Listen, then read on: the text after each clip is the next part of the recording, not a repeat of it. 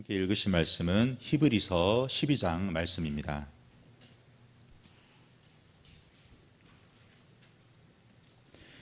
히브리서 12장 2절부터 11절 말씀입니다.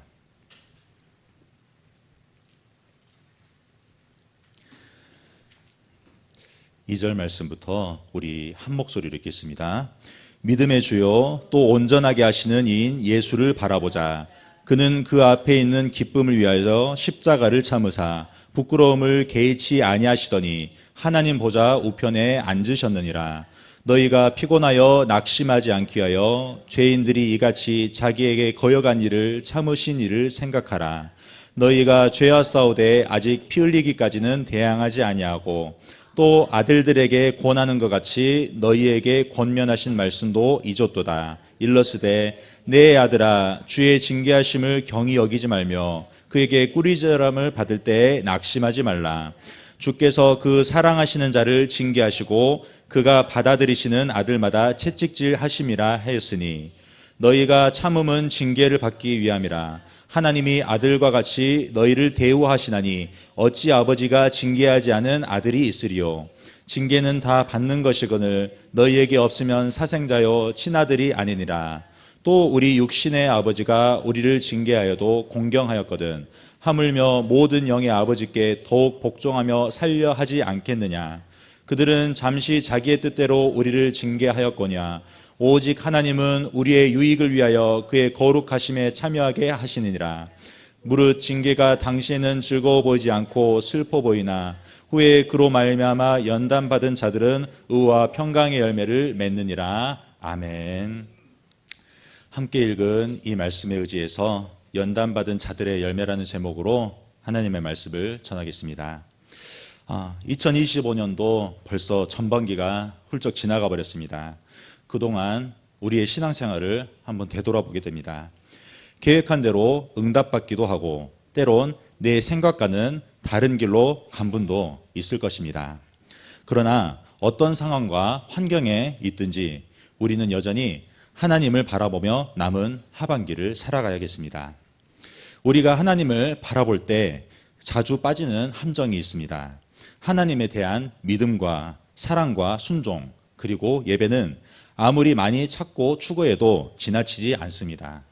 그러나 우리 스스로의 힘으로 하나님을 기뻐하게 해드리려는 노력들 그리고 이른바 종교행위들은 아무리 자원하는 마음에서 나온 것이라 해도 하나님께서 우리를 위해 행하시는 일을 가로막을 수 있다는 것입니다.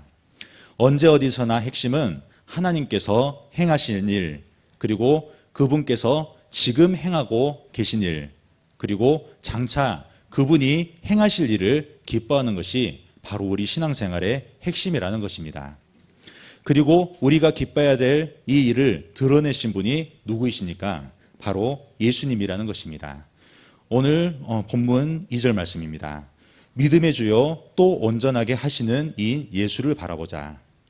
이 예수님을 바라볼 때 이 예수님을 통해 보게 되는 하나님의 일을 우리는 어떻게 바라봐야 된다는 것입니까? 바로 하나님께서 주신 말씀을 붙잡고 이 하나님의 일에 동참하는 것으로 우리가 반응해야 된다는 것입니다. 그러나 우리는 그 과정에서 나를 조급하게 드러내려고 한다는 것입니다. 나의 조급한 생각으로 뭔가 좀 더 낫게 만들려고 한다는 것입니다. 우리는 덧붙이고 보완하고 미화합니다. 그러나 이런 행동들은 예수님을 통해 보여주시는 하나님의 일을 선명하게 하기보다는 오히려 흐리게 할 뿐입니다. 우리가 애를 쓰면 쓸수록 우리는 종교적으로 까다로운 사람이 되거나 아니면 안달복달하는 사람이 되어버릴 수 있다는 것입니다. 결국 우리의 그 열심은 주께서 열어놓으신 길을 가로막는 장애물이 될 위험이 있다는 것입니다. 올해 한국교회가 아주 역사적인 그 주년을 맞이했습니다. 바로 선교 역사 140주년을 맞이했다는 것입니다. 그 어느 때보다도 영광스럽고 감격스러운 해입니다. 조선시대 때부터 복음에 불모지이며 가난한 이 땅에 일제 침략 때문에 더 이상 한 치 앞도 볼 수 없었던 이 땅에서 복음이 전해집니다. 그리고 생명의 빛이 비쳐 괄목할 만한 성장을 거두었다는 것입니다. 세계 선교 역사상 어떠한 유래도 찾아볼 수 없는 그 부흥이 이 대한민국에서 일어났습니다. 그리고 이 부흥은 이 사회에 큰 공헌을 하였다는 것입니다. 한글 성경 보급과 신앙교육으로 교회를 설립하였고 학교를 통한 차별 없는 교육과 인재 양성에 매진하였습니다. 그리하여 이 사회는 발전의 발전을 거듭했고 헌신적인 돌봄과 의료 선교로 헌신하는 많은 그리스도인들 덕분에 예수님의 복음이 전해졌다는 것입니다. 선교를 받는 나라에서 선교를 하는 나라도, 그리고 복음의 불모지, 소망 얻는 민족에서 복음에 필요한 민족에게 담대하게 나아가는 한국교회가 된 것입니다. 이 한국교회의 발걸음에 우리 은혜의 복음교도 지금 필리핀 단기 선교로 동참하고 있다는 것입니다. 그러나 시간이 흐르면 흐를수록 점점 상황은 악화되기 시작합니다. 90년대에 들어서 한국교회는 정체기를 거쳐 점점 급속한 감소세로 접어들었습니다. 부흥의 감격이 하나님에 대한 헌신으로 이어집니다. 그러나 거기서 길을 잃어버리고 맙니다. 신앙생활이 나의 열심이 더해져 버린 종교행위가 되어버린 것입니다. 교회는 눈에 보이는 숫자에 연연하는 물량주의에 빠집니다. 많은 성도 수와 큰 건물을 유지하기 위해 개교회주의에 빠져버리게 된 것입니다. 하나님께서 주신 말씀을 따르기보다 풍요와 번영이 더해져 버린 가르침을 따라버립니다. 그로 인해 어떻게 됩니까? 바로 이단들이 증가하게 돼버린 것입니다.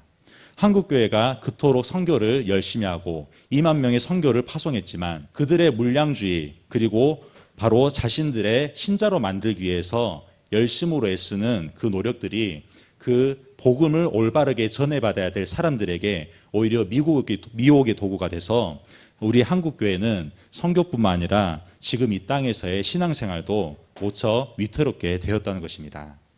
말씀의 인도를 벗어난 이 신앙생활은 세상 속에서 복음으로 소통하지 못하게 됩니다. 세대 간, 지역 간, 그리고 국가적인 극심한 갈등과 불안정한 정치 상황이 이어진다는 것입니다. 뿐만 아니라 경제위기와 저출산, 생명병시, 그리고 기후환경 위기 등이 바로 이 한국교회가 처한 현실이라는 것입니다. 오늘날 우리 앞에 놓인 이러한 위기의 근본 원인은 무엇입니까? 이 어려움을 우리는 어떻게 바라봐야 되는 것입니까? 이제 한국교회는 믿음의 그리스도인들을 따라 숭고한 믿음의 유산을 지켜야 됩니다. 그리고 다음 세대에게, 미래 세대에게 이 복음을 전달하기 위해 다시 말씀 앞에 서서 하나님의 일하심이 무엇인지를 바라봐야 된다는 것입니다. 팀 켈러라는 목사님이 있습니다. 이 목사님은 내가 만든 신이라는 그 책을 저술했습니다. 이 책에서는 우리의 마음, 하나님을 떠난 자들의 마음에 있는 그 모습이 무엇인지를 정확하게 보여주고 있습니다. 하나님을 찾기보다는 돈과 권력, 그리고 가정의 평안과 외모, 건강 등에서 위안과 나의 삶의 의미를 얻으려고 한다는 것입니다. 경제발전과 군사력, 그리고 정치와 외교력을 통해서 그 자신들의 힘으로 안정과 행복을 성취하려고 합니다. 말씀 외에 다른 방법들이 너무나도 많이 생긴 것입니다. 그러나 이 다른 방법들 때문에 하나님이 누구이신지, 우리를 위해 하신 일이 무엇인지를 알지 못하게 되어버렸다는 것입니다. 그리고 하나님의 일하심을 알지 못하니 많은 사람들이 좌절과 절망 속에서 무기력하게 살아가고 있다는 것입니다. 이 모습이 성경에서 이렇게 나와 있습니다. 갈라디아서 5장 19절 말씀입니다. 육체의 일은 분명하니 곧 음행과 더러운 것과 호색과 우상 숭배와 주술과 원수 맺는 것과 분쟁과 시기와 분냉과 당 짓는 것과 분열함과 이단과 투기와 술 취함과 방탕함과 또 그와 같은 것들이라. 전에 너희에게 경계한 것 같이 경계하노니 이런 일을 하는 자들은 하나님의 나라를 유업으로 받지 못할 것이요 라고 이야기합니다. 이미 하나님의 유업, 하나님의 나라의 통치를 받고 있는 우리입니다. 그러나 우리가 하나님의 말씀에 멀어져 버리고 육체의 일에 우리가 매진하는 순간 하나님의 나라를 유업으로 받지 못하는 자들처럼 살아버리려 한다는 것입니다. 우리의 열심이 하나님보다 의지하는 우상이 되어버린다는 것입니다. 하나님의 일하심을 기뻐하는 것보다 내가 하나님을 기뻐하려고 하려 애써버리는 것, 그리고 하나님의 나라의 통치를 벗어나 버린 현실이 바로 이와 같다는 것입니다. 이러한 왜곡된 신앙의 모습에 결국 세상 속에서 외면당하는 한국교회가 되어버립니다. 한 설문조사에서 당신은 앞으로 갖고 싶은 종교가 무엇입니까? 라고 물었습니다. 그러자 대답이 어떠했을까요? 불교가 1위를 차지했습니다. 그리고 2위가 무엇일까요? 천주교가 2위를 차지했습니다. 그리고 기독교는 3위를 차지했는데 고작 19.1%만이 나는 기독교 신앙을 갖겠다고 응답했다는 것입니다. 그리고 왜 당신은 기독교를 선택하지 않습니까? 라고 물어봤는데 비도덕적인 모습이 46%, 그리고 이기적인 태도가 24%, 마지막으로 배타성이 22%라고 응답하였답니다. 오늘 우리가 함께 읽은 이 히브리서가 쓰여질 당시도 마찬가지였습니다. 히브리서는 자기 열심이라는 종교행위에 빠진 그리스도인들, 곧 예수님에다가 이러저러한 것들을 덧붙여버린 그리스도인들을 위해 쓴 편지입니다. 이 편지에 쓰여진 그들의 모습은 어떠합니까? 그들은 예수와 천사를 연결합니다. 그리고 예수와 구약의 모세를 연결합니다. 예수와 제사장을 연결합니다.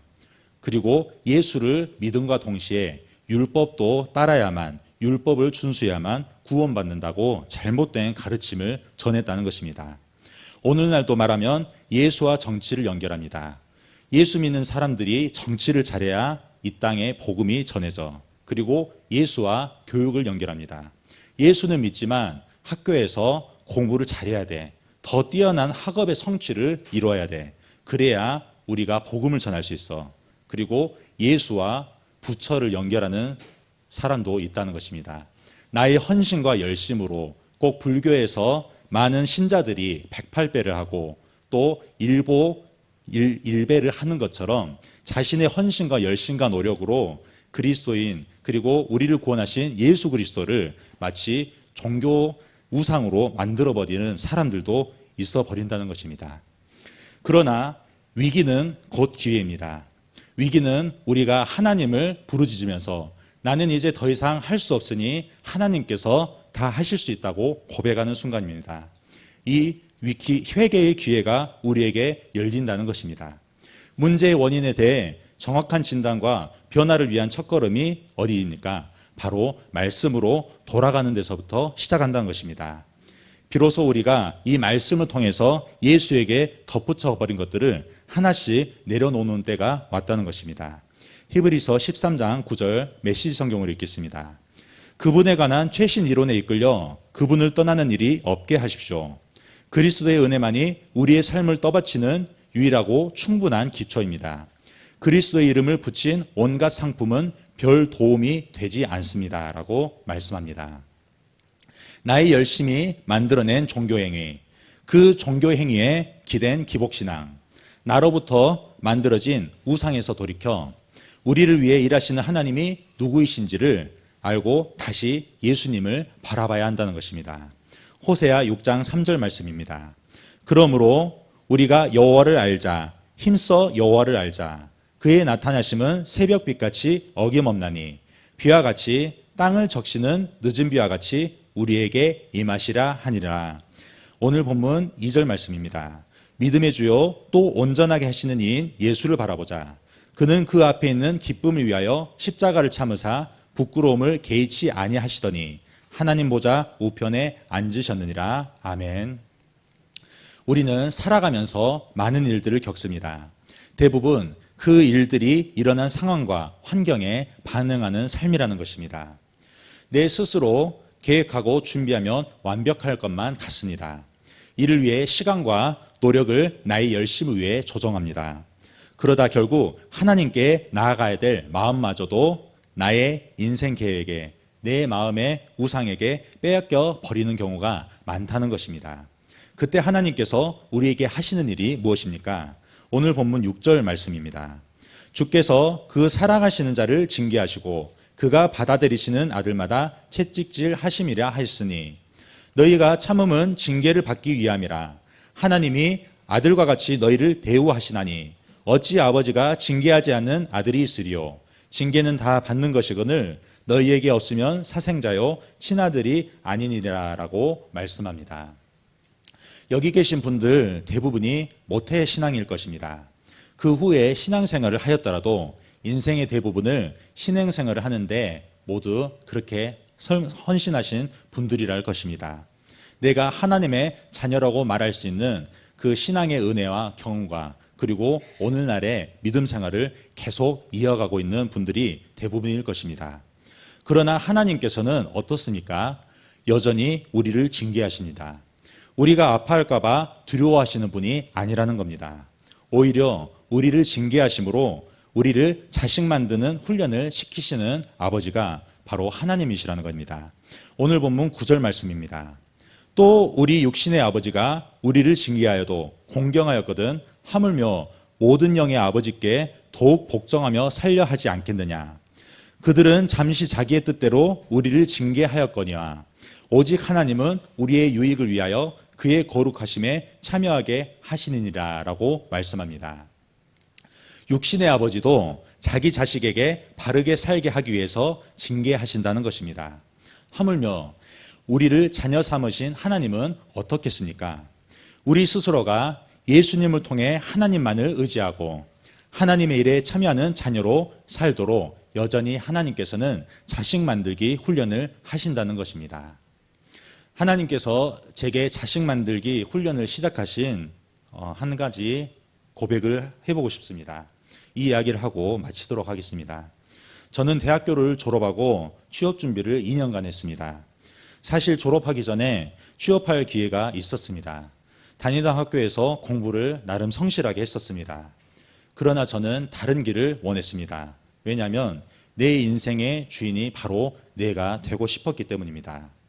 저는 상처받는 게 너무 싫었습니다. 말로 상처받고 제가 다니는 학교와 제가 배우고 있는 공부에 대해서 사람들이 많이 모른다는 것에 자존심이 상했던 때가 너무 많았었습니다. 그래서 상처받지 않기 위해서, 무시당하지 않기 위해서 열심으로 공부하고 제가 무엇을 하며 살아왔는지를 드러내는 그 인생을 살았다는 것입니다. 높은 성적과 자격증을 얻고 학점을 땄습니다. 관련 학과를 나와 현업에 종사하시는 분들도 저와 함께 일할 것을 권했지만 저는 그렇게 하기가 싫었습니다. 왜냐하면 그분들보다 제가 더 높다는 그런 교만에 빠졌었기 때문입니다. 상처받고 그것을 극복하는 것은 좋았으나 저의 안에서 제 인생 가운데서 일하시는 하나님을 몰랐던 것입니다. 그래서 더더욱 교만했었습니다. 그래서 저는 어떤 목표를 삼았냐면 공무원 시험에 도전하는 그 목표를 삼았다는 것입니다. 아무나 볼 수 있는 전형이 아니었습니다. 학과에서 상위 10% 이내 졸업한 그 학생들에게만 주어지는 접수 기회가 있었고 그 각 학교에서 각 학과에서 모여든 그 경쟁자들이 이렇게 시험을 치러서 비로소 합격을 하게 되면 국가직 7급 공무원에 붙는 그 시험을 저는 겁도 없이 응시를 하게 됐다는 것입니다. 하지만 제가 그렇게 공부하고 있었던 학교와 저의 수험생활 가운데는 올바른 정보를 얻기가 어렵습니다. 그래서 제가 어떤 선택을 했냐면 경기도로 그렇게 올라갔습니다. 경기도에 친척집에서 숙식하면서 버스로 서울로 통화가는 그 한 달 정도의 수험생활을 제가 보냈다는 것입니다. 그럼에도 불구하고 하나님께서는 하나님을 까맣게 잊어버리고 저희 열심으로 살아가는 저에게도 신앙생활을 허락하셨다는 것입니다. 한 작은 상가교회를 다니게 됐습니다. 그곳에는 목사님과 그분의 자녀들 그리고 형제 자매들의 신앙생활이 있었습니다. 성도 수는 그렇게 많지가 않았습니다. 10명 내외 정도로 그렇게 많지는 않았던 교회였습니다. 미래 세대는 목사님 자녀들과 몇 명의 아동들을 빼면은 대부분은 장년분들이었습니다. 장로님은 단 한 분인 교회였습니다. 잘 지어진 건물 교회에서만 예배드린 저에게는 사실 좀 충격이었습니다. 그리고 나를 돌아보는 시간이 되었다는 것입니다. 그 신앙생활을 매주 해가면서 저는 조금씩 하나님에 대해서 경험하기 시작했습니다. 독서실에서 공부하는 중에도 예배 때 부른 찬양이 떠오르면 그렇게 눈물이 날 수가 없었습니다. 그땐 제가 생각하고 계획한 길이 전부인 줄 알았습니다. 하나님께서는 제 생각보다 더 큰 계획을 가지시고 그런 방황하는 저를 품으시고 수험생활을 허락하셨습니다. 지나고 보니 주께서는 제 스스로 그 목표를 이루라고, 제 열심으로 그 목표를 달성하라고 그 시간을 허락하신 것이 아니었습니다. 바로 그 당시 제가 다녔던 그 삼각교회에 형제 자매들과 함께한 신앙생활을 경험하라고, 그 신앙생활 가운데 하나님이 누구신지를 저에게 비로소 알게 하시려고 그 상경의 시간을 선물로 주셨다는 것입니다. 그 시간 이후에 저의 인생은 어떻습니까? 28살 남들보다 그 늦은 시간에 졸업생이라는 자리에서 한 치 앞도 볼 수 없어 매일매일의 두려움을 저의 열심으로 잊어보려 했던 사람이었다는 것입니다. 그러나 지금 여러분들이 보시다시피 날마다 예수 반석 위에서 한 걸음씩 나아가는 저의 신앙생활을 보여드리고 있다는 것입니다. 부족해도 서툴어도 있는 그대로 나는 못하지만 주님은 다 하십니다. 이 고백으로 날마다 외치며 주님께 문을 여는 그 인생이 이제 저의 삶이라는 것입니다. 날마다 연단받습니다. 때로는 넘어지고 실수도 하고 못난 모습도 보이긴 하지만 의와 화평의 열매를 약속하신 주님을 소망에 두고 날마다 복음을 전하며 살아가는 것이 저의 모습이라는 것입니다. 오늘 본문 11절 말씀입니다. 무릇 징계가 당시에는 즐거워 보이지 않고 슬퍼 보이나 후에 그로 말미암아 연단받은 자들은 의와 평강의 열매를 맺느니라. 아멘. 결론입니다. 한국교회가 세워지기 140년 전에 암울한 이 땅에 복음의 씨를 뿌려 변화를 꿈꾸게 하신 하나님께서 지금도 일하시고 있습니다. 우리에게, 그리고 이 한국교회, 이 선교 역사에 반드시 새로운 회복의 역사를 주실 것입니다. 하나님의 말씀을 붙잡고 나의 일생을 살아가는 자, 그 일생에서 내가 나아가는 모든 순간에 일하시는 하나님을 기뻐하는 우리의 삶은 이제 자녀의 삶이라는 것입니다. 하나님이 이미 시작하셨습니다. 그리고 장차 이루실 것을 약속하셨습니다. 이 약속을 누구를 통해 보여주십니까? 바로 유일하신 예수 그리스도를 통해 보여주시는 것입니다. 하나님이 이 승리의 역사를 우리로 하여금 초대하셨으니 고난 가운데 연단받는 여러분들의 인생에도 이 열매가, 의와 화평의 열매가 가득하시기를 주님의 이름으로 축원합니다. 아멘. 우리 함께 이 시간 찬양하도록 하겠습니다.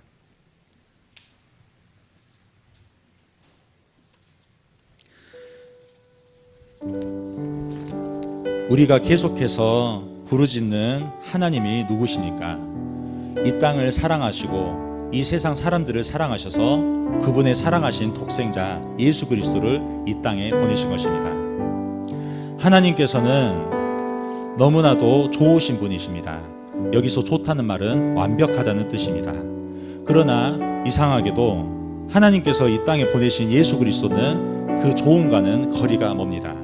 이사야 53장 2절 말씀, 그는 주 앞에서 자라나기를 연한 순 같고 마른 땅에서 나온 뿌리 같아서 고운 모양도 없고 풍채도 없은즉 우리가 보기에 흠모할 만한 아름다운 것도 없도다라고 하십니다. 그러나 이 예수를 사용하셔서 하시는 일이 바로 우리가 지금 경험하고 있는 현실이랍니다.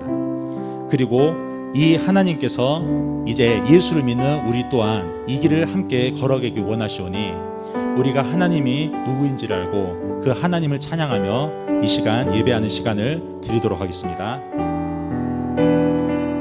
하나님이 세상을 사랑하사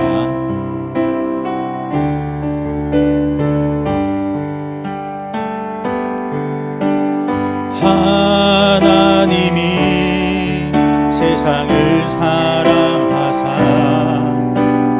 독생자를 우리에게 주셨으니 주 믿는 자마다 멸망치 않고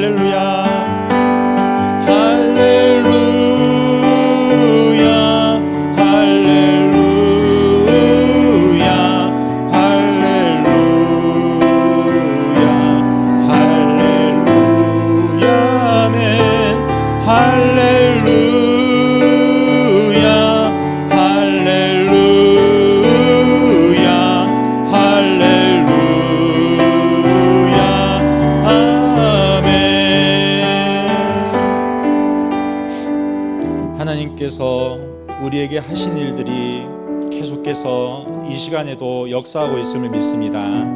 우리를 위해서 지난 시간 하신 일, 그리고 지금 이 시간에도 하시고 있는 일, 그리고 앞으로도 하실 일들은 오직 예수는 그리스도시요 살아계신 나의 주이시며 나는 그 예수를 전하는 복음 전하는 삶을 마땅하게 기꺼이 살 수 있다는 것을 우리에게 알려주시고 있사오니 이 하나님을 믿고 의지하면서 이 남은 한 주도 담대하게 살게 하여 주시옵소서. 우리의 경제가 어렵습니다. 우리의 상황과 형편이 어렵습니다. 마음도 어렵습니다. 더 이상 웃기가 어렵습니다. 더 이상 성도들을 보고 인사할 힘조차 없습니다. 그러나 우리 주님께서는 이 사망 권세를 이기시고 승리하신 주님이십니다.